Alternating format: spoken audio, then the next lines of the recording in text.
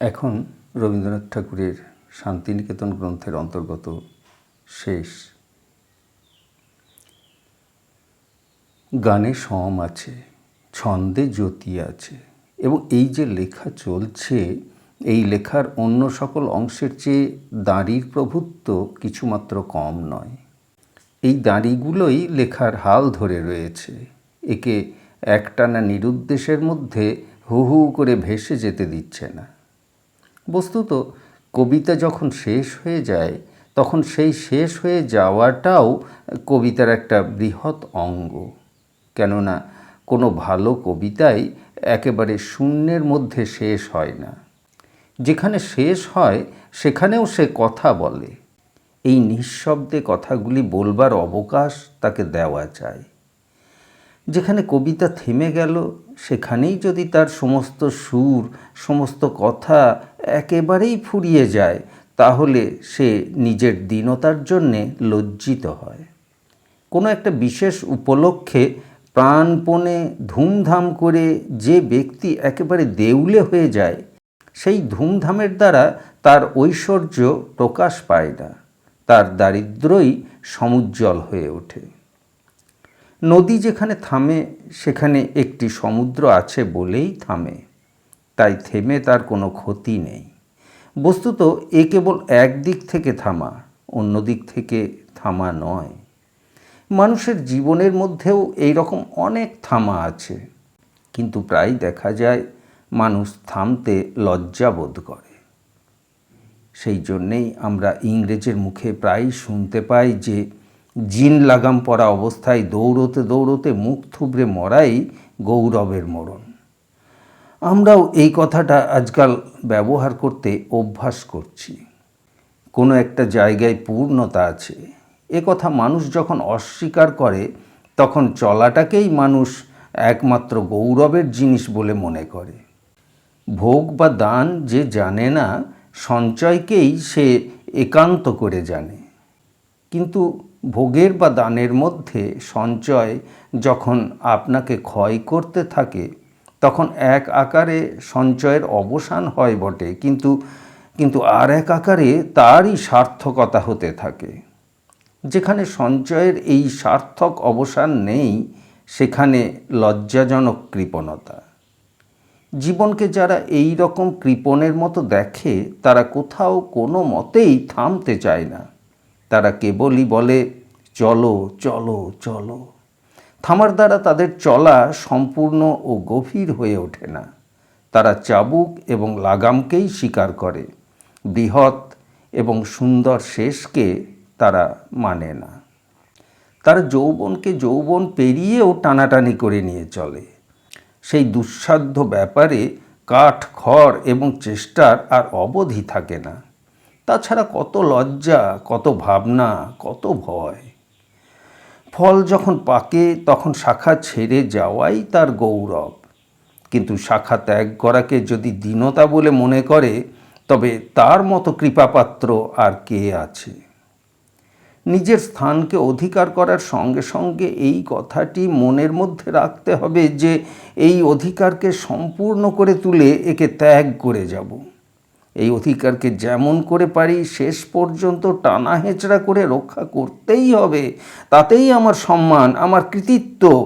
এই শিক্ষাই যারা শিশুকাল থেকে শিখে এসেছে, অপঘাত যতক্ষণ তাদের পেয়াদার মতো এসে জোর করে টেনে নিয়ে না যায়, ততক্ষণ তারা দুই হাতে আসন আঁকড়ে পড়ে থাকে। আমাদের দেশে অবসানকে স্বীকার করে, এই জন্যে তার মধ্যে অগৌরব দেখতে পায় না। এই জন্যে ত্যাগ করা তার পক্ষে ভঙ্গ দেওয়া নয়, কেননা সেই ত্যাগ বলতে তো রিক্ততা বোঝায় না। পাকা ফলের ডাল ছেড়ে মাটিতে পড়াকে তো ব্যর্থতা বলতে পারি নে। মাটিতে তার চেষ্টার আকার এবং ক্ষেত্র পরিবর্তন হয়, সেখানে সে নিশ্চেষ্টতার মধ্যে পলায়ন করে না। সেখানে বৃহত্তর জন্মের উদ্যোগ পর্ব, সেখানে অজ্ঞাতবাসের পালা, সেখানে বাহির হতে ভিতরে প্রবেশ। আমাদের দেশে বলে, পঞ্চাশোর্ধ্বং বনং ব্রজেত, কিন্তু সে বন তো আলস্যের বন নয়, সে যে তপবন। সেখানে মানুষের এতকালের সঞ্চয়ের চেষ্টা দানের চেষ্টার ক্ষেত্রে প্রবেশ করে। করার আদর্শ মানুষের একমাত্র আদর্শ নয়, হওয়ার আদর্শই খুব বড় জিনিস। ধানের গাছ যখন রৌদ্র বৃষ্টির সঙ্গে সংগ্রাম করতে করতে বাড়ছিল, সে খুব সুন্দর। কিন্তু ফসল ফলে যখন তার মাঠের দিন শেষ হয়ে ঘরের দিন আরম্ভ হয়, তখন সেও সুন্দর। সেই ফসলের মধ্যে ধান ক্ষেতের সমস্ত রৌদ্র বৃষ্টির ইতিহাস নিবিড়ভাবে নিস্তব্ধ হয়ে আছে বলে কি তার কোনো অগৌরব আছে? মানুষের জীবনকেও কেবল তার ক্ষেতের মধ্যেই দেখব, তার ফসলের মধ্যে দেখব না, এমন পণ করলে সে জীবনকে নষ্টই করা হয়। তাই বলছি, মানুষের জীবনে এমন একটি সময় আসে যখন তার থামার সময়। মানুষের কাজের সময়ে আমরা মানুষের কাছ থেকে যে জিনিসটা আদায় করি, তার থামার সময়েও আমরা যদি সেই জিনিসটাই দাবি করি, তাহলে কেবল যে অন্যায় করা হয় তা নয়, নিজেকে বঞ্চিত করাই হয়। থামার সময় মানুষের কাছে আমরা যেটা দাবি করতে পারি, সেটা করার আদর্শ নয়, সেটা হওয়ার আদর্শ। যখন সমস্তই কেবল চলছে, কেবলই ভাঙা গড়া এবং ওঠা পড়া, তখন সেই হওয়ার আদর্শটিকে সম্পূর্ণভাবে স্থিরভাবে আমরা দেখতে পাইনি। যখন চলা শেষ হয়, তখন হওয়াকে আমরা দেখতে পাই। মানুষের এই সমাপ্ত ভাবটি, এই স্থির রূপটি দেখারও প্রয়োজন আছে।